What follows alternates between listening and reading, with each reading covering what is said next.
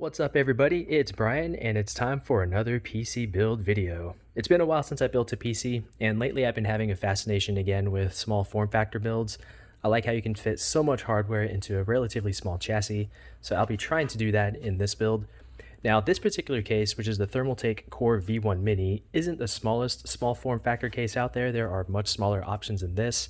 But I do like how you're able to use a full-size ATX power supply. There's plenty of room for cable management, and it's just relatively easy to still put together something that's fairly compact compared to a mid-tower or full-tower ATX case. There are a couple of firsts for me with this build. With these YouTube builds, I do like to do something unique, at least for myself. For example, this build will be using RGB. So I have two RGB strips that I will be putting somewhere inside of the case to make this thing glow, of course, and to get extra frames per second in video games. One of the other unique things here is that I will be using an APU. This is the Ryzen 5 Pro 4650G. At the time of doing this video, this processor is still only available for OEMs. It's not available for retail purchase, so to get this, I had to order this from AliExpress, and it ran $235.38. Here is the full parts list for the PC. The total came in at about $666. All of these prices here are with shipping, with tax already. This took about a month to arrive, and basically the 4650G is comparable to a Ryzen 5 3600 to a 3600X, but it has built-in Vega 7 graphics. This has integrated graphics, so it's a good decent workstation general usage processor as well. Now going through the rest of the components, we have a couple of 80mm fans that will be mounted to the back of the case. So I've got two of these Kingwin 80mm fans. For the storage, we have a Crucial P2. It's a 500 gig NVMe drive, two 8 gig sticks, DDR4 3600 CL16. For the CPU cooler, because this OEM part does not come with one, we have the Arctic Freezer 13. It's a quad heat pipe cooler. The power supply, which is the Enermax Marble Braun 750 watt semi-modular power supply. Not entirely sure what Marble Braun means. All of this will go into the ASRock A520 Mini-ITX/AC board. It has built-in Wi-Fi, not the fastest Wi-Fi. I think it caps out at about 433 megabits per second. So nothing too crazy there, but it is built in for people who need basic Wi-Fi support. The RGB strips were about $12.99, so $14.06 after tax. I did test this with my personal build.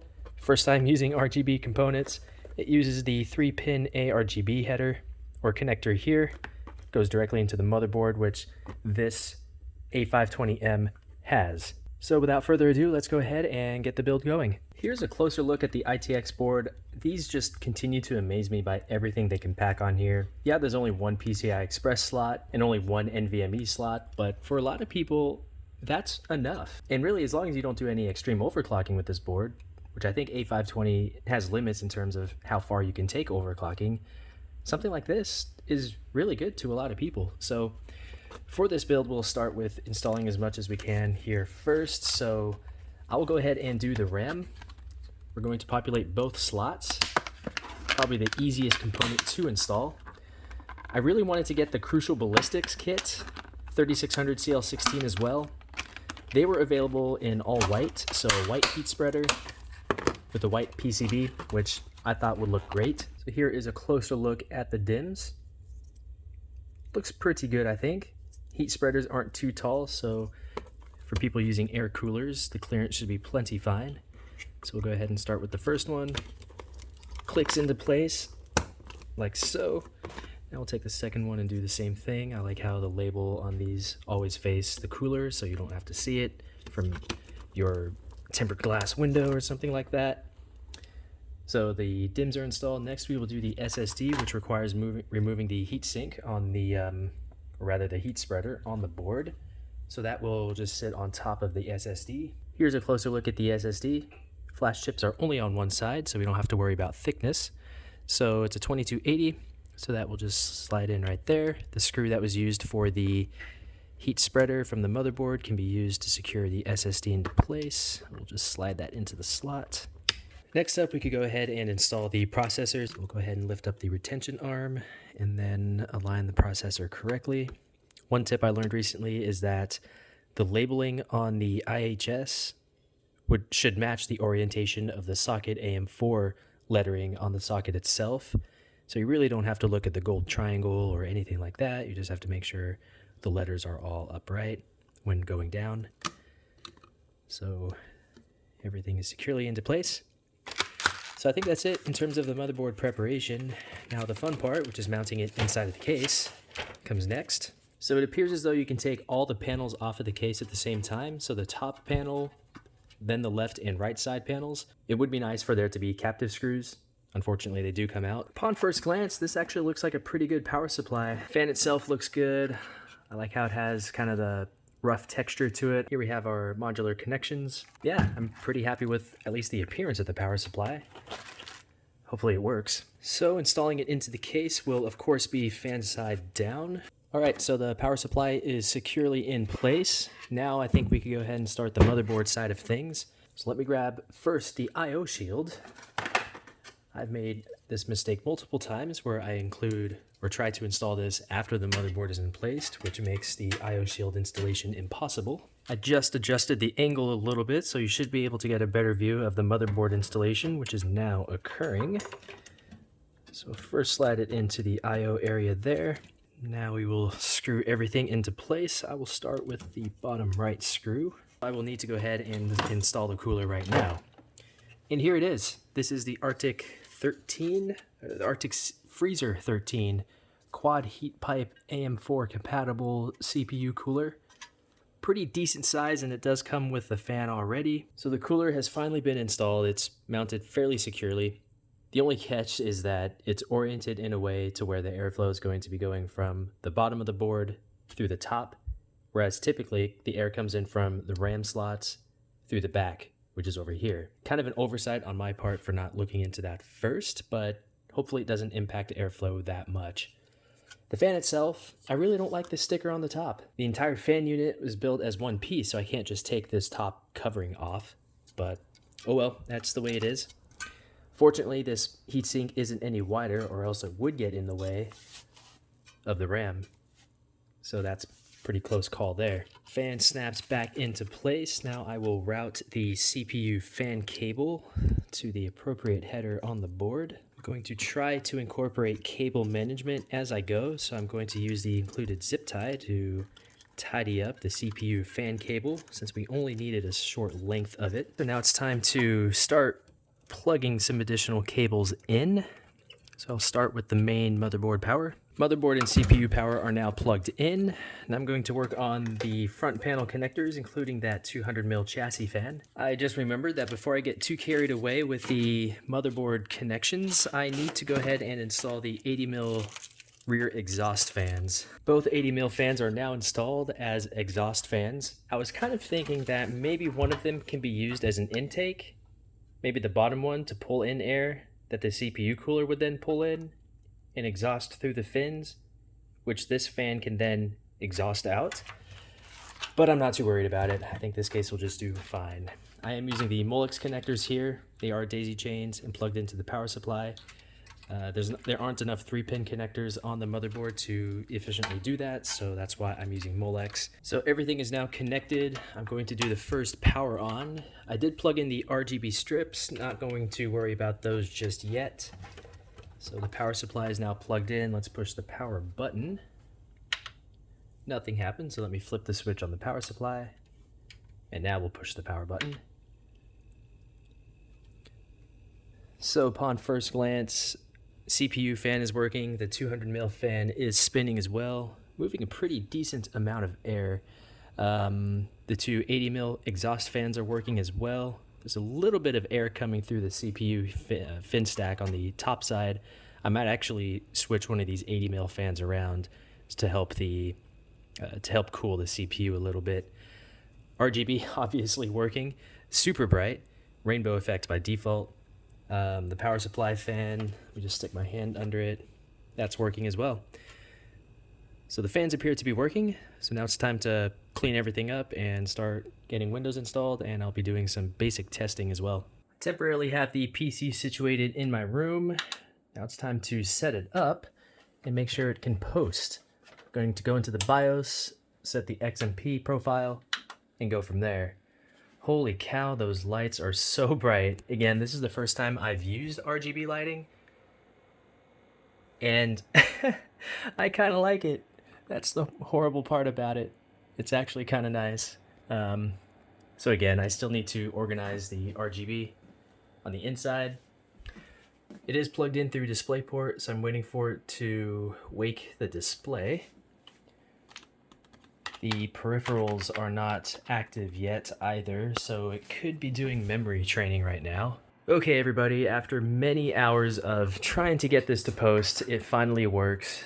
I did leave this on overnight to see if anything would change, but I woke up to no video out. The USB devices weren't showing any activity. I kind of made a rookie mistake, which was that the RAM was not seated correctly. And the worst part about that is I even tried just one stick. I used just stick 1, I used just stick 2, I alternated the slots.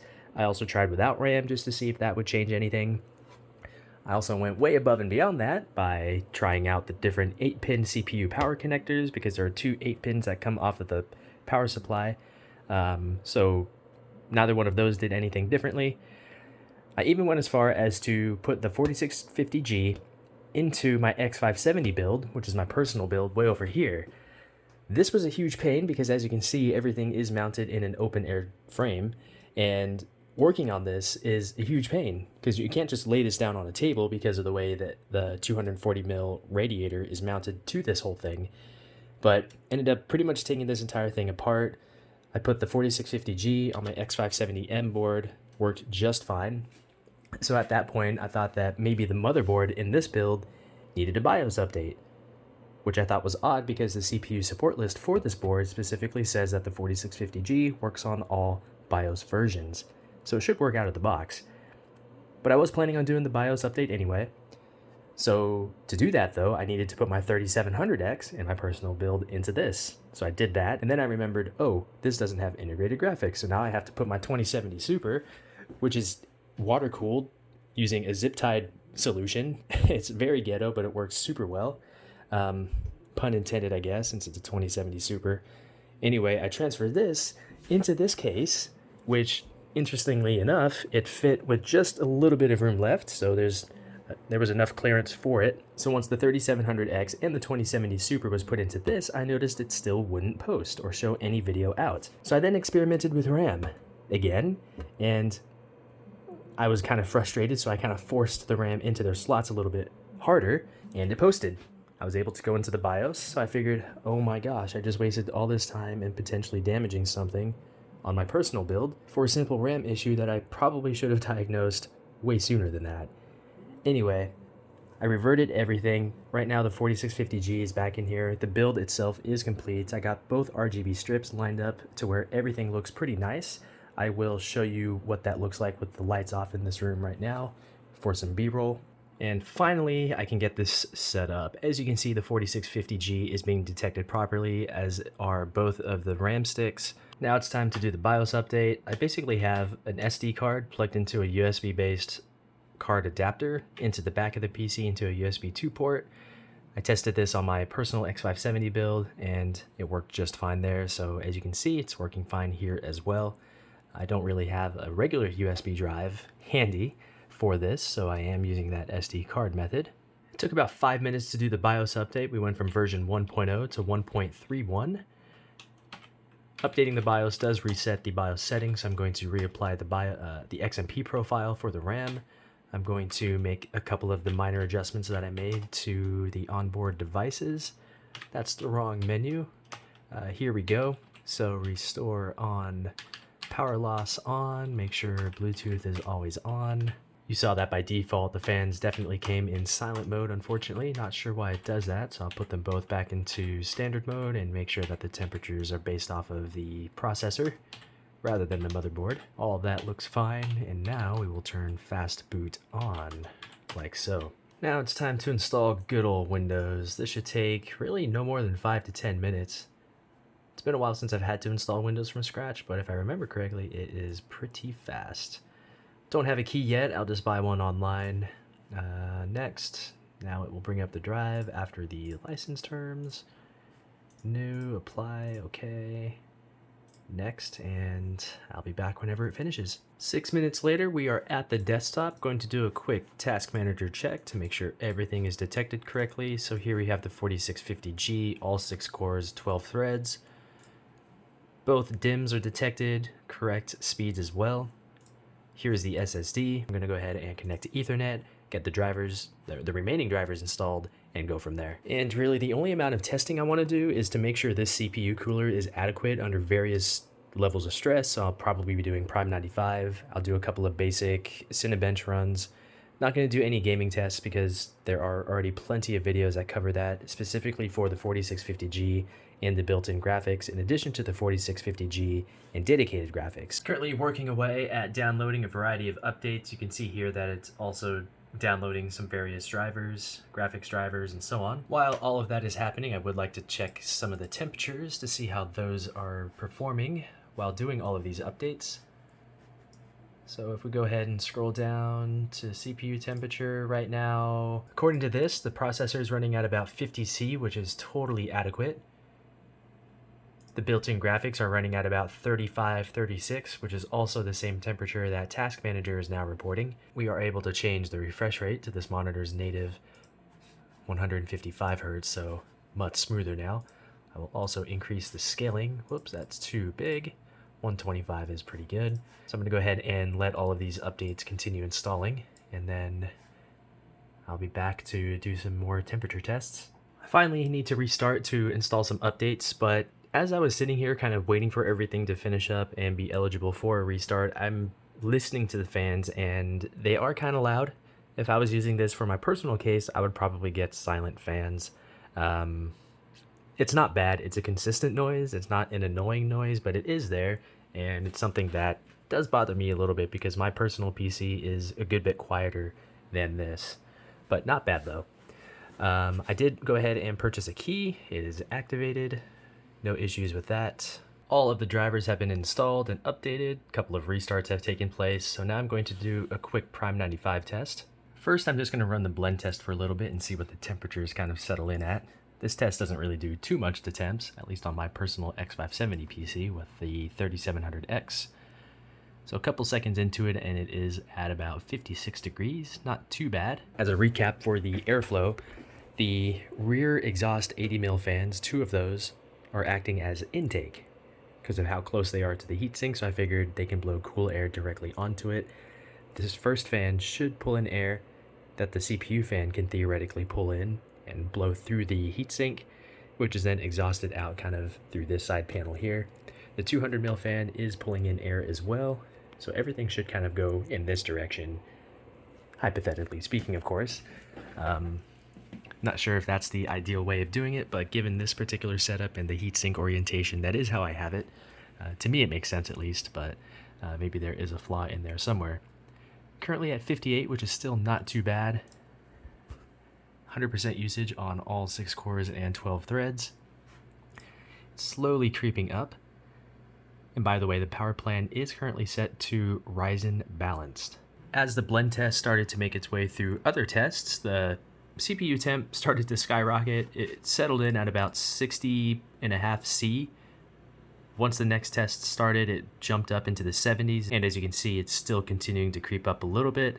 But I think that given that this is still a relatively small air cooler, this is actually not too bad. Now, I have heard the CPU fan increase in speed as well, so it's a little bit louder than it normally is. So I'm actually going to stop this test now, and I'm going to initiate a new torture test.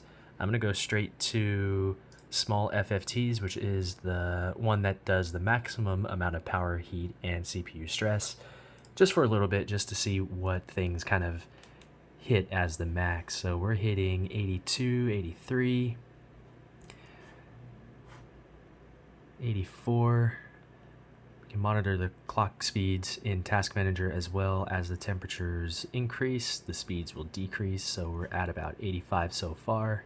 Seems to be settling at 85 for now, although it has only been running for about 30 seconds, and it's probably going to continue to increase. So I still don't think that's too bad during general purpose usage, gaming, you know, maybe even some content creation. I think this heatsink will handle the load just fine.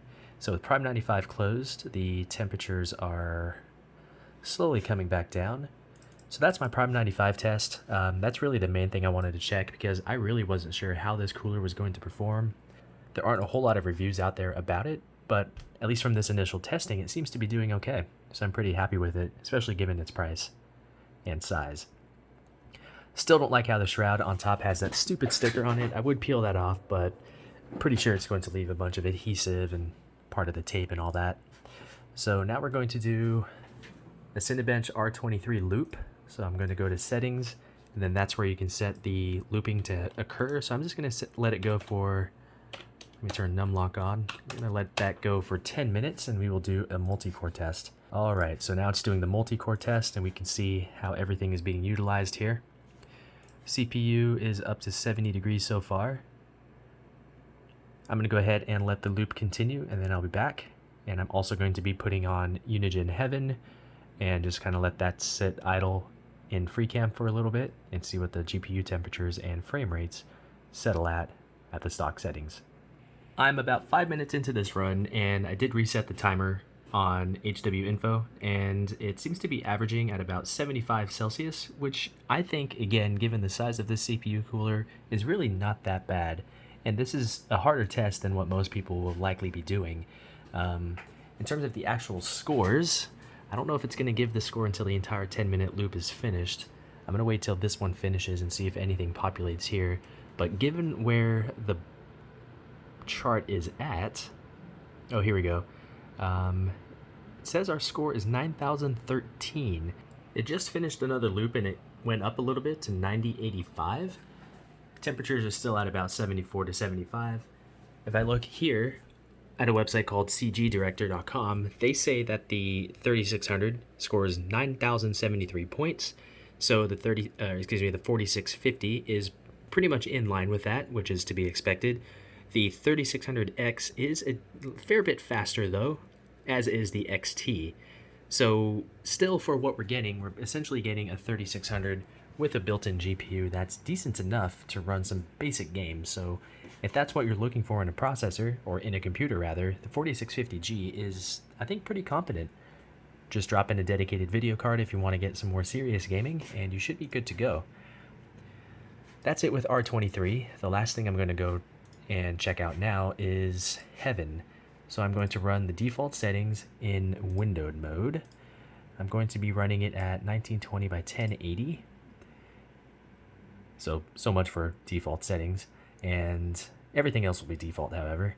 So we'll click run, and we'll see how the GPU does, both temperatures and FPS. Again, there have been plenty of gaming tests with the 4650G, both with the built-in graphics as well as a dedicated card, so I will not be doing any of those now. Let me go ahead and switch to the free camera. When I'm using Heaven, this is where I typically like to go because it has a lot in the scene and it pretty much pegs the GPU. So according to Task Manager, at least, it's getting 100% usage, and the temperature is anywhere from the upper 40s to 50. I think it kind of touched for a moment. Now this is running 1920 by 1080 default settings, no anti-aliasing or anything like that, and we are getting just under 30 FPS. So again, I'm not here to do gaming tests, I'm here to just check temperatures to make sure everything is mounted correctly, and at least based off of these initial tests, everything seems to be just fine. General computing performance has been pretty snappy from browsing the web, getting all the updates installed, opening basic apps. Everything is to be expected there. The SSD so far has been fast as well. There have been plenty of benchmarks on the Crucial P2, so I will not be doing those here. And yeah, I'm actually overall happy with how this build ended up. It's pretty compact. It makes me want my next personal build to be small form factor as well. The addition of RGB lighting is a first for me, and it actually ended up better than I thought it would. Everything fit well. Cable management is pretty decent, at least on this side. I'm a big fan of the case. Again, it's compact. I would have to swap out all the fans to make them quieter, but again, the case is pretty compact. Cable management is pretty decent as well because you can pretty much put all of the cables in the power supply basement sitting under the motherboard tray. The case does support pretty lengthy video cards. I don't know the exact length in millimeters, but I was able to fit my 2070 Super, which pretty much took the entire side panel here. Having the see-through window at the top gives you a nice top-down view of everything, which I think looks pretty nice. So for 50 bucks or so, this is a pretty nice case. I do wish they can kind of work on the fit and finish a little bit more. You can see that the lighting, you can see through this small gap here in this panel. The front plastic panel does have a different shade of white compared to the metal panels. That's a little bit nitpicky, I think, but if you are kind of, I guess, marveling at this design, it's something everybody's probably going to notice. You can see here that there's another minor gap for this side panel, but given that this is a pretty affordable case, can't really go wrong with it. I'm very happy with it. And that is about it with this build video. This is pretty much all I do for these builds. I build them, make a video about it, and then try to resell them. Not really with the intent of making money, because at least from my experience, people aren't going to really pay that much extra for these types of things. So I'm probably going to lose maybe 50 to 100 bucks on this. We'll see. Although this is the first build I've done with RGB, and from also what I've researched, RGB can help sell a computer at a higher cost. So we'll just have to see how it goes. That's it with the video. If you have any comments, questions, or feedback about this or anything else, feel free to leave everything down below in the comments area. But again, that's it with the video. So thanks a lot for watching, and I'll talk to you all in the next one.